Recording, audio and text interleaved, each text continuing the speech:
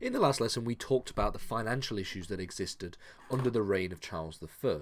We talked about how he inherited a relatively poor economic settlement from his father James, and how James ultimately inherited a poor economy, from his predecessor, who was Elizabeth. In this lesson, we're going to talk about how religious issues took place under Charles I, and in the next lesson, we'll start to really get into the issues relating to Charles and his various parliaments. So Charles himself was influenced very heavily by his father when it came to a suspicion of Puritanism.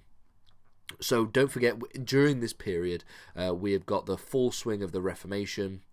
So the Reformation in Europe and in England and in Britain, should I say, and we have a number of these different sects, if you will, when it comes to religious organizations. So you got, for Puritanism, Arminianism, and then we also have Lutheranism, and these are all presented as almost challenges to the status quo, which has been the Catholic Church for a very long time. And this suspicion of Puritanism caused further conflicts with his parliament, since a lot of the parliamentary opponents that Charles had were aligned with these religious views. So we can see how religion also causes problems and tensions between Charles and Parliament, just like how financial issues caused tensions between Charles and Parliament in the last lesson.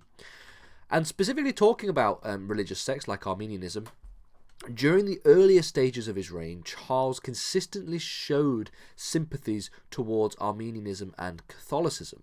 Now, Catholicism is one that's particularly important because, don't forget, during the reign of James, there were a number of Catholic plots that existed to attack government, attack the monarch himself, and one of them, the most famous obviously, being the Gunpowder Plot, which accumulated in 1605. So the Gunpowder Plot of 1605. So we can see that the distrust towards Catholicism still existed and was exacerbated by these Catholic plots and Catholic conspiracies against James. And so any incursion into Catholicism, any kind of sympathy shown towards Catholicism by Charles, would obviously be met with suspicion by a number of people. And we can demonstrate using examples of his lean or his sympathies towards Catholicism with his association with a number of different people, with a number of specific individuals. So, for example, in 1625, Charles defended the Armenian cleric Richard Montagu, and this is an example of how he was quite sympathetic towards Armenian and Catholic leanings. Montagu argued that Calvinist beliefs were incompatible with church practices, and his piece, A New Gag for an Old Goose, was where he expressed these opinions. So again, talking about Calvinism and Calvinist beliefs, talking about the Reformation, and he argued that these church practices were incompatible with Calvinism and Calvinist beliefs, and he expressed these views very astutely, shall we say, in his own work. And later on, he was appointed as Charles' personal chaplain. So we can see again more sympathies when it comes to his relationship with this individual. And then he was appointed as the Bishop of Chichester, in 1628.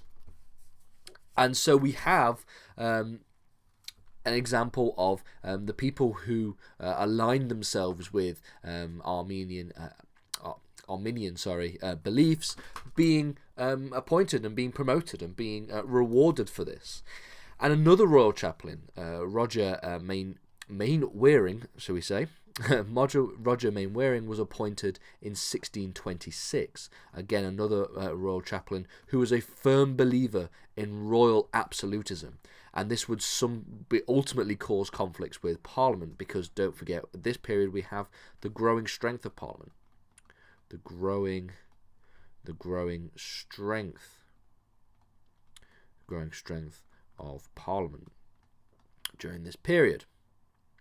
So we can see how somebody like Mainwaring would obviously cause problems when it came to the relationship between Charles and his parliaments, because he believed that the monarch should be royally absolute. There should be absolute authority coming from the monarch. Obviously, this is a thing that would be disagreed with parliaments.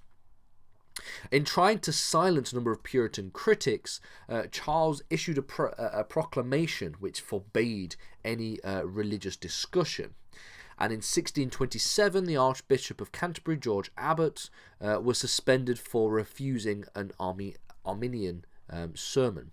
So we can see very, very clearly that he was both suspicious of Puritanism and these Puritan beliefs, but he was also very supportive of specifically Arminianism in his promotion of a number of clerics, a number of chaplains, and then also suspending the Archbishop of Canterbury in 1627. And this brings us to the York House Conference. Okay, this was a conference that was held with the aim of resolving these religious conflicts between the Puritans and the Arminians. And it was held at the house of the Duke of Buckingham, and the reason for this is because the Duke of Buckingham himself was a staunch supporter of Arminianism as well, something that again caused further conflicts between Charles and Parliament. Charles himself did not attend this conference, okay, and this was out of contempt for the Puritans that were attending. So we can see that the disdain for the Puritan beliefs was something that very much cut deep when it came to Charles's beliefs. And both Charles's lack of attendance and the Duke of Buckingham's staunch support for Arminianism specifically would have obviously angered Puritan MPs and caused further tensions. The reason why I'm emphasizing, you should probably know this already, but the reason why I'm emphasizing the relationship between Charles and his parliaments when it came to, and also James and his parliaments when it comes to issues such as finance and religion, is because the ultimate overthrow of the monarchy, the ultimate end of the monarchy, the end of Charles the First, and in the way that he ended his life, and the eventual revolution and the civil war that took place, can be seen as an accumulation of events that gradually broke down the relationship between the monarch and Parliament. This was not something that just happened straight away and was something that a single event caused this to happen. This was a gradual erosion of trust between James and Charles and the various parliaments that they had called over a very long period of time, from 1603 all the way up to when we start to see Parliament beginning to rebel.